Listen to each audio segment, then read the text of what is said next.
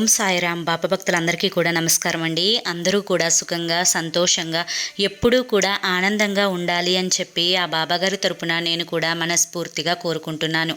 ఈరోజు బాబాగారు అందించే సందేశం ఏంటి అంటే కనుక, ఈరోజే ముక్కోటి ఏకాదశి, పైగా శుక్రవారం.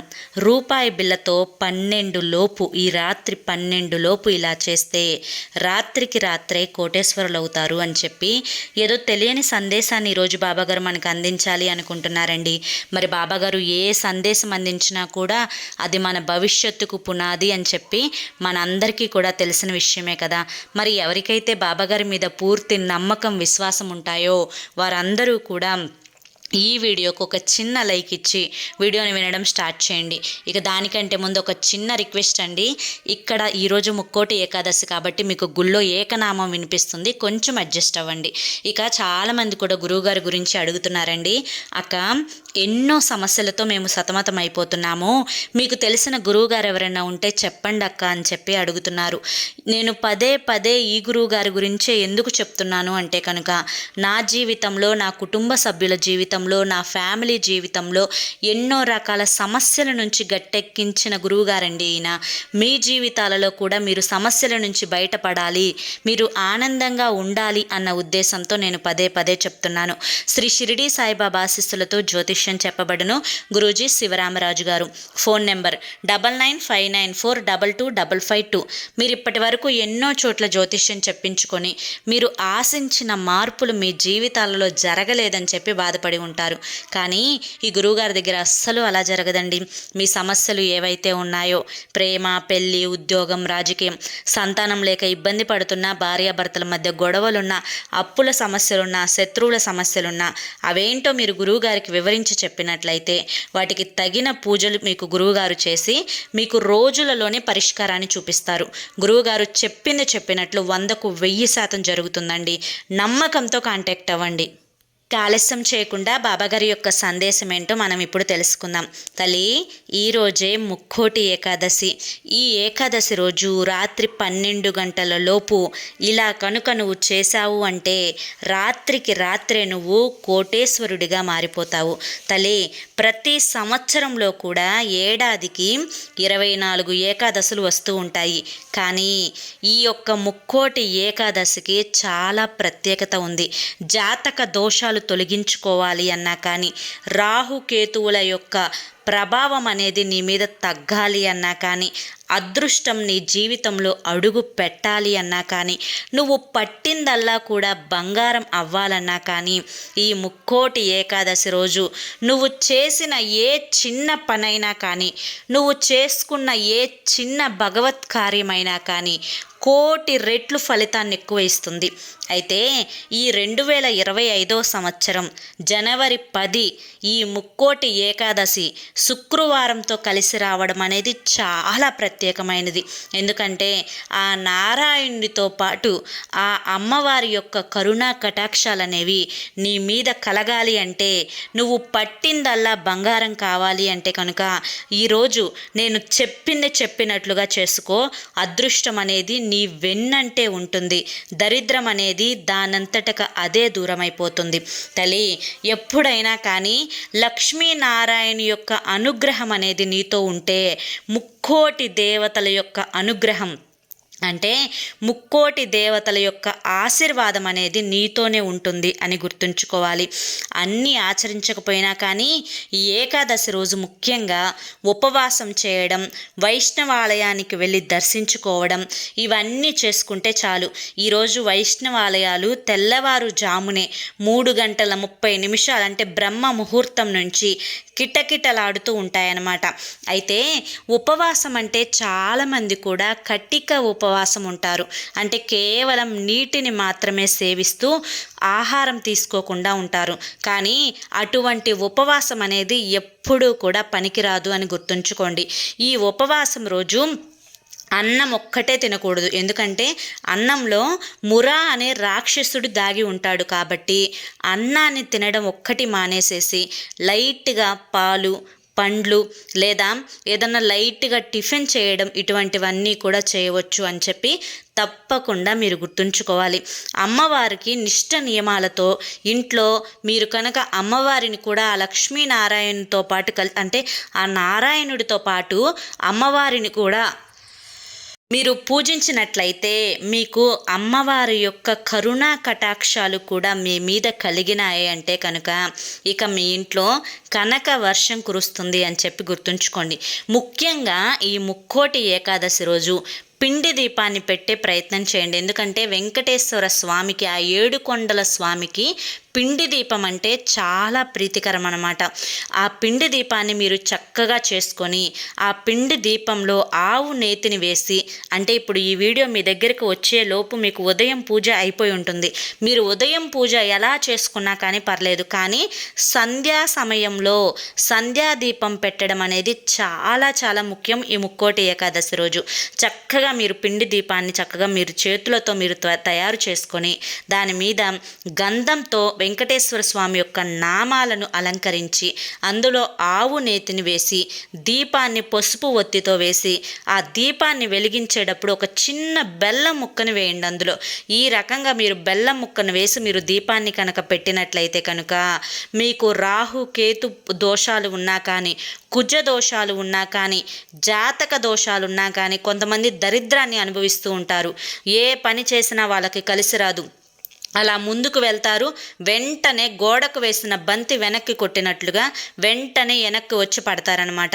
వాళ్ళకి అసలు ఏది కలిసి రాదు.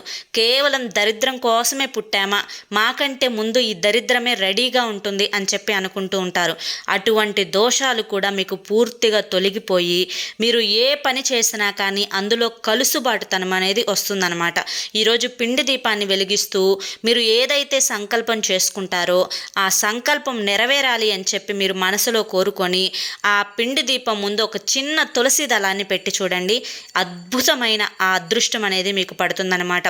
ఒకవేళ మీరు పిండి దీపం చేసుకోలేరు, పెట్టలేరు అనుకుంటే కనుక మీరు మామూలుగా మట్టి ప్రమిదల్ని తమలపాకు మీద కానీ రావి ఆకు మీద కానీ పెట్టి ఆ మట్టి ప్రమిదలో దీపాన్ని వెలిగించే ముందు ఒక చిన్న బెల్లం ముక్క వేసినా కూడా మీకు శుభ ఫలితాలు అనేవి కలుగుతాయి. ముఖ్యంగా ఈరోజు ఇంట్లో తులసి కోట దగ్గర ఖచ్చితంగా దీపాన్ని వెలిగించుకోవాలి. కుదిరితే వైష్ణవాలయానికి లేదా కృష్ణాలయానికి లేకపోతే కనుక వెంకటేశ్వర స్వామి గుడికి వెళ్ళే ప్రయత్నం అనేది చేయండి. మీ అదృష్టం, మీ జాతక దిశ అనేది మారిపోతుందన్నమాట. ముఖ్యంగా ఏమి తినకుండా ఉండకూడదు, ఏమి తినకుండా పూజలు చేయకూడదు. కేవలం అన్నం ఒక్కటి మానేసేయండి. ఎందుకంటే నేను ఇందాక చెప్పాను కదా, అన్నంలో మురా అనే రాక్షసుడు దాగి ఉంటాడు. కాబట్టి ఈ ఒక్క రోజు మీరు అన్నం తినకుండా ఉంటే అద్భుతమైన ఫలితాలు కలుగుతాయి. మీరు ఆహారాన్ని లైట్గా తీసుకోవచ్చు. ఇడ్లీ, దోశ, ఉప్మా ఇటువంటి సాత్విక ఆహారం తీసుకోవచ్చు. మీరు ఏదన్నా కూరలు వేసుకొని తింటే అందులో ఉల్లి వెల్లుల్లి తగలకుండా చూసుకోండి. ఆహారం సాత్వికంగా ఉండాలి, లైట్గా అరిగిపోవాలి. పండ్లు పాలు తీసుకుంటే ఇంకా శుభ ఫలితాలు కలుగుతాయి. పొరపాటును కూడా ఈ ముక్కోటి ఏకాదశి రోజు ఈ కూర కనుక వండి మీరు ఇంట్లో తిన్నారు అంటే కనుక ఇప్పుడు అనుభవిస్తున్న కష్టాల కంటే ఎక్కువ కష్టాలు పడతారు అని చెప్పి గుర్తుంచుకోండి. ఎందుకంటే మనకి పురాణాలే చెప్తున్నాయి. ముఖ్యంగా మన పర్వదినాలలో ముక్కోటి ఏకాదశి రోజు, పౌర్ణమి రోజు ఈ కూరలు కనుక వండి తింటే ఇప్పుడు అనుభవిస్తున్న జాతక దోషాలతో పాటు ఇంకొన్ని దోషాలు అనేవి ఎక్కువగా మనకు యాడ్ అవుతాయన్నమాట. ఆ దోషాల వల్ల మనకి ఎప్పుడూ కూడా కష్టాలు, నష్టాలు, భరించలేని బాధలు అనేవి వస్తూ ఉంటాయన్నమాట. కనుక పొరపాటును కూడా ఈ కూర వండి తినకూడదు అని చెప్పి మనకి పురాణాలే చెప్తున్నాయి. అందులో ముఖ్యంగా వంకాయ కూర వండకూడదు, ముల్లంగి కూర వండకూడదు, గుమ్మడికాయ కూర వండకూడదు. చక్కగా పప్పు లాంటివి, ఇంకేదన్నా ఆకుకూరలు లాంటివి చక్కగా వండుకొని తినవచ్చు. ముఖ్యంగా పప్పును తినడం వల్ల మనకి ఈరోజు లక్ష్మీదేవి యొక్క కటాక్షం కూడా కలుగుతుంది అని చెప్పి మీరు తప్పకుండా గుర్తుంచుకోవాలి. స్త్రీలు కొన్ని నియమాలు పాటించాలి ముక్కోటి ఏకాదశి రోజు. ఏంటి అంటే కనుక చక్కగా ఉదయాన్నే తలంటు స్నానం చేసుకొని దీపాన్ని పెట్టుకొని లేదా సంధ్యా దీపాన్ని పెట్టుకునే ముందు లేదా సంధ్యా దీపాన్ని పెట్టిన తర్వాత అయినా కానీ ఇంట్లో ధూపం వేయటం మాత్రం మర్చిపోవద్దు. ఈ ధూపం వేసేటప్పుడు ముఖ్యంగా 5 మిరియాలను వేసి వేసి ధూపాన్ని వేయండి. ఈ రకమైన ధూపం మీరు సంధ్యా సమయంలో ఇంట్లో వేసుకుంటే కనుక మీకు ఐశ్వర్యం అనేది కలిసి వస్తుంది. లక్ష్మీదేవి యొక్క అనుగ్రహం అనేది మీకు కలిసి వస్తుంది. మీ ఇంట తాండవిస్తున్న దరిద్రం అనేది పరిగెత్తుకుంటూ వెళ్ళిపోతుంది అని గుర్తుంచుకోండి. అంతేకాకుండా మీ ఇంట ఏదైతే నెగిటివ్ శక్తి ఉంటుందో ఆ నెగిటివ్ శక్తి అంతా కూడా ధూపంలో కలిసిపోయి బయటికి పొగ రూపంలో వెళ్ళిపోతుంది అని గుర్తుంచుకోండి.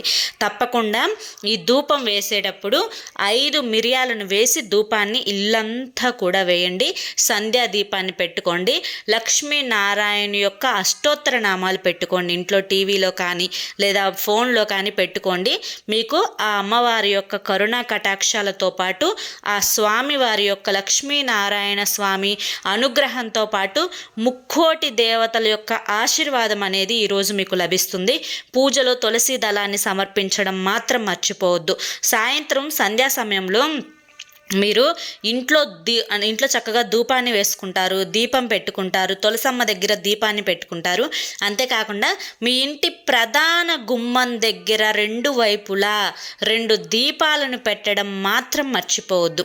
ఎందుకంటే సాయంత్రం సంధ్యా సమయంలో సాక్షాత్తు మహాలక్ష్మి అమ్మవారిని ఆహ్వానం పలకాలి అంటే కనుక సంధ్యా సమయంలో ముఖ్యంగా ఈరోజు ముక్కోటి ఏకాదశి శుక్రవారం కలిసి వస్తుంది కాబట్టి ఇంటి ప్రధాన గుమ్మం దగ్గర అటుపక్క ఇటుపక్క 2 దీపాలను పెట్టడం మాత్రం అస్సలు మర్చిపోవద్దు. అర్థమైందా?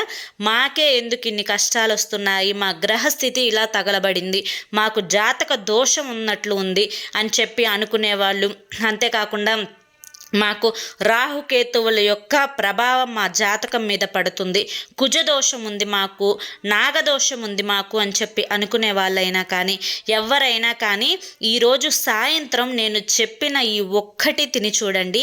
మీరే అంటారు, అదృష్టం మమ్మల్ని దరిద్రం పట్టినట్లు పట్టింది, మాకు ఏ పని కలిసి రాదు అన్న మాటే ఇక నుంచి ఉండదు, మాకు అంతా కలుసుబాటుతనంగానే ఉంటుంది అని చెప్పి అంటారు.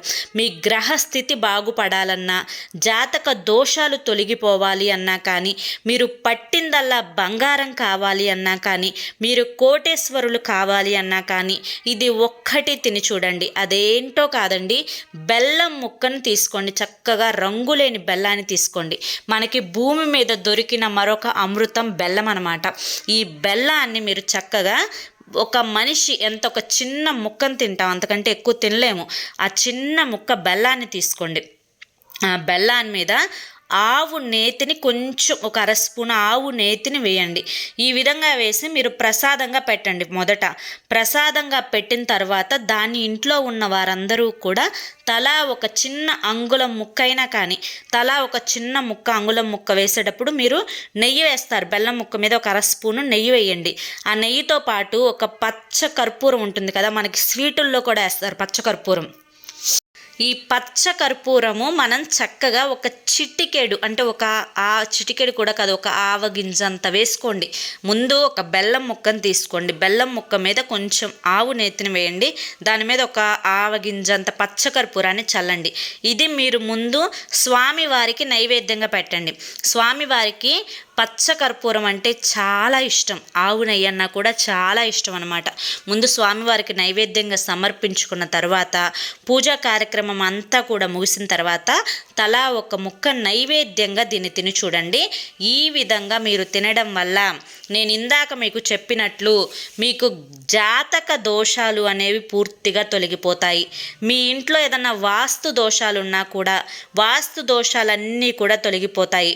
కుజ దోషాలు తొలగిపోతాయి. రాహుకేతువుల యొక్క ప్రభావం మీ మీద తొలగిపోతుంది. శనేశ్వరుని యొక్క ప్రభావం మీ మీద తొలగిపోతుంది. మీరు పట్టిందల్లా బంగారం అవుతుంది. ముఖ్యంగా ఈ ముక్కోటి ఏకాదశి రోజు మీరు ఒక్క దీపం పెట్టినా కూడా 1,000,000 దీపాలు పెట్టినంత పుణ్యఫలం దక్కుతుంది అని చెప్పి గుర్తుంచుకోండి. అంతేకాకుండా ఈరోజు ఆ బెల్లం అనేది మేము తినలేము అని చెప్పి అనుకునే వాళ్ళు రవ్వతో కూడిన పాయసం, ముఖ్యంగా గోధుమ రవ్వ ఉంటుంది. ఆ గోధుమ రవ్వతో చాలామంది పాయసాన్ని చేస్తూ ఉంటారు. ఈ పాయసంలో కూడా పంచదార వాడకూడదు, బెల్లాన్నే వాడాలి అని గుర్తుంచుకోండి. రవ్వతో కూడిన పాయసము లేదా దద్దోజనం కంటే కూడా రవ్వతో కూడిన పాయసము లేదా రవ్వ కేసరి, లేదా ఆ రవ్వ కేసరి కూడా గోధుమ రవ్వతో చేయాలి గుర్తుంచుకోండి. రవ్వతో చేసిన హల్వా, అది కూడా బెల్లాన్ని వేసే చేయాలి. ఇలా రవ్వతో కూడిన నైవేద్యాన్ని కూడా స్వామివారికి సమర్పించి దాన్ని మీరు ప్రసాదంగా తినవచ్చు అన్నమాట. ఇలా చేస్తే జన్మల దరిద్రం అనేది తొలగిపోతుంది. జాతక దోషాలు, రాహుకేతువుల యొక్క దోషాలు, కుజ దోషాలు అన్నీ కూడా పోతాయి. ఇలా చేసిన వారికి దశ అనేది తిరుగుతుంది. వెంకటేశ్వర స్వామి యొక్క అనుగ్రహంతో పాటుగా లక్ష్మీదేవి అమ్మవారి యొక్క కటాక్షం అనేది మీకు లభించి కటిక పేదవాడు కూడా కోటేశ్వరుడిగా మారతాడు అని చెప్పి గుర్తుంచుకోండి. చాలామంది ధనవంతుల్ని మీరు గమనించి ఉన్నట్లయితే వారు పెద్దవి ఏవేవో చేయరు. అమ్మవారి యొక్క అనుగ్రహం పొందడానికి ఇలా గోధుమ రవ్వతో పాయసాన్ని కానీ లేదా బెల్లం, ఆవు నెయ్యి, పచ్చకర్పూరంతో చేసిన ప్రసాదాన్ని కానీ వాళ్ళు నైవేద్యంగా పెట్టి దాన్ని వాళ్ళు ప్రసాదంగా స్వీకరించడం వల్లే వారు అంత కోటేశ్వరులుగా ఉంటున్నారు. ఇది నమ్మినా నమ్మకపోయినా అక్షర సత్యం అని చెప్పి గుర్తుంచుకోండి.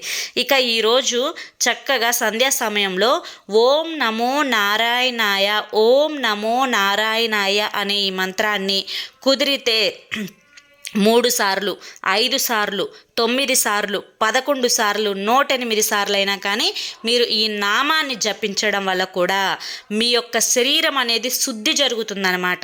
మీరు ఈ నామాన్ని ఎన్నిసార్లు చదువుతారో అంతకి 1,000,000 రెట్లు ఫలితం అనేది ఈ ముక్కోటి ఏకాదశి రోజు మీకు ప్రాప్తిస్తుంది.